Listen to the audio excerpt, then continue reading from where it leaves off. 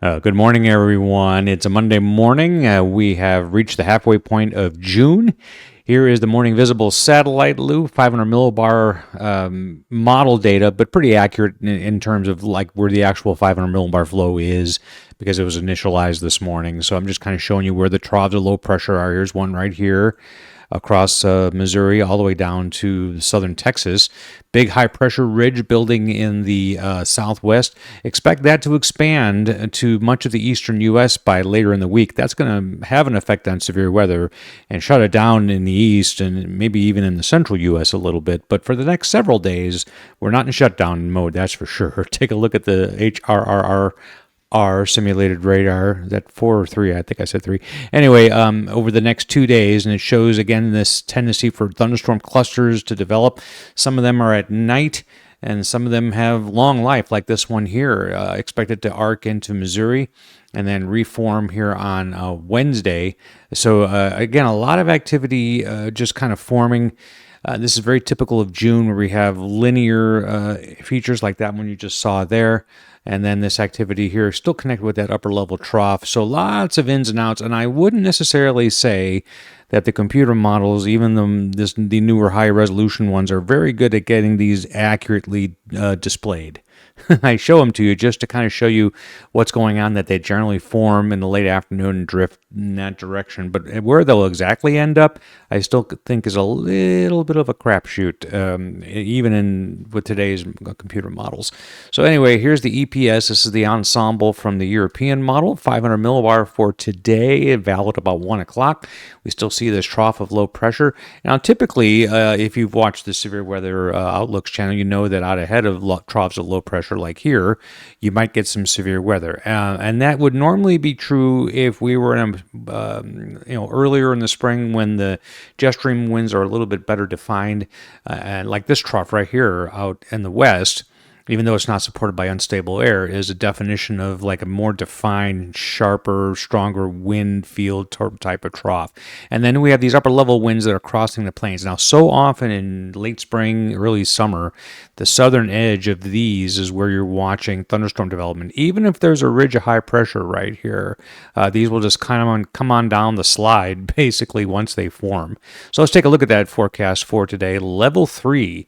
Pretty important now. This is the middle level, 1 out of 5 chance of severe weather, the so-called enhanced area. So Minneapolis definitely in that. Pretty much the core of Minnesota, leaving a touch of Wisconsin, and then the core of Nebraska are the two highlighted areas. And that kind of represents what I showed you on the HRRR radar model. But again, where exactly these will lay down is of vital importance. Now, today we might be a little more accurate, but going much beyond, let's say, 12 hours, I'm not so sure. Here's the tornado outlook, still looking at a 5% risk in central Minnesota, and that has been consistent for the last couple of days. So basically, that enhanced area is exactly what that is. So a 5% chance of a tornado within 25 miles, and then a lesser chance kind of drifting back here into Nebraska. If we look at Nadocast, it agrees with the high percentage values there in Minnesota with that developing squall line. And maybe a little bit back here down into northeastern Colorado, there's some support for that as well. Even into Montana, there might be an isolated supercell capable of producing a tornado. The SIPS forecast for severe weather puts that bullseye in Minnesota, rightly so. It does actually address the area out here ahead of that weak trough. And then their tornado probabilities are a little weaker, but very there's a good pattern match geographically with it. So it puts a 2% bullseye there right around Minneapolis, slightly north of there, and then in northeast Colorado. So those are the two areas I would watch for tornado development today. And CSU, again, from Duluth down to Minneapolis, looks like a 5% chance there. With the hail probabilities, they're highest in Nebraska, where the upper level supports hail growth a little bit better. And then the high winds, wherever the squall lines are expected to develop. So there in Minnesota, there's a high probability.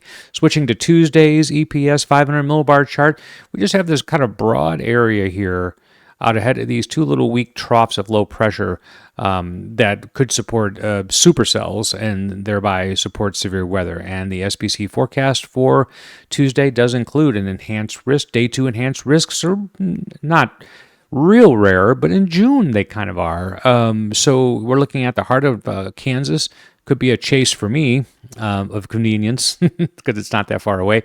And then you can kind of see there's this area, how it's shaped kind of gives you an idea of what they're expecting. So these surges of thunderstorm lines, but also kind of a back area here where we're continuing to watch for severe weather in northeast parts of Colorado. The tornado forecast, again, for June, a 5% on day 2 is saying something. So the heart of Kansas from Wichita to Topeka out along I-70, almost getting to Kansas City, has that higher risk. A little bit lower, but still included would be Des Moines, much of northern Missouri, and basically much of Kansas except the northwest corner. On Tuesday's severe weather, just general probabilities from SIPS in St. Louis, that matches that very, very well. They still are highlighting the Carolinas and Virginia for a little bit of severe weather. Again, that's mixed mode. That doesn't address type of severe weather. It just says any of the three.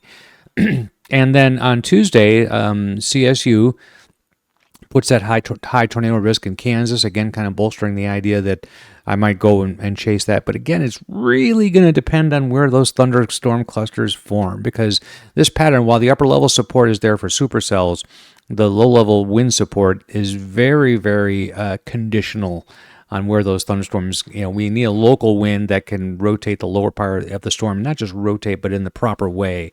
So that'd be something I'd be watching for. But on Tuesday, pretty high hail probability there through Kansas and wind probability. So if you're getting a message, if you're in Kansas or northern Missouri on Tuesday, those are the highest probabilities of any severe weather. Then the whole pattern shifts. This trough organizes a little bit better with some stronger winds on its east side. That's very suggestive of severe weather. Notice that ridge is beginning to build back after being kind of pushed down by this trough. And then on Wednesdays, the severe weather probably runs from southern Michigan through Chicago, Indianapolis, St. Louis, my hometown here. Well, my current town is Springfield, Missouri, Oklahoma City, all on that level 2 risk. CSU agrees with it, puts the tornado risk a little bit higher in southern Michigan. Not much of a hail threat, but a high wind threat, indicating, again, a squall line is looking a little more likely from southern Illinois through Indianapolis into Ohio. The day 4 severe weather outlook, which day 4 outlooks this time of year, that should be taken seriously. 15% chance of severe weather, almost to New York City, but including Harrisburg, PA, Philadelphia, Washington, D.C., all of Virginia pretty much except the coastal areas, even getting down to Charlotte. If we look at CSU's model, pretty good agreement. That's their forecast. SPC's is a little more conservative. And then we head into Friday. We're back to the northern plains where the jet stream is most active. Same on Saturday, almost indistinguishable. And on Sunday, not much change. Now, this reflects everything I just said, so it's doing a pretty good job of the supercell composite of outlining this area here in Kansas, but stressing that over the next 7 days, most of the activity is going to be expected up in that area where the red is showing up.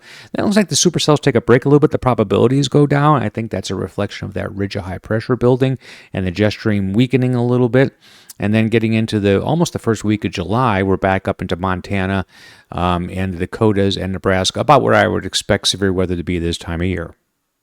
Thanks for watching today's edition of Severe Thunderstorm Outlooks. This is published every day after the morning Storm Prediction Center update.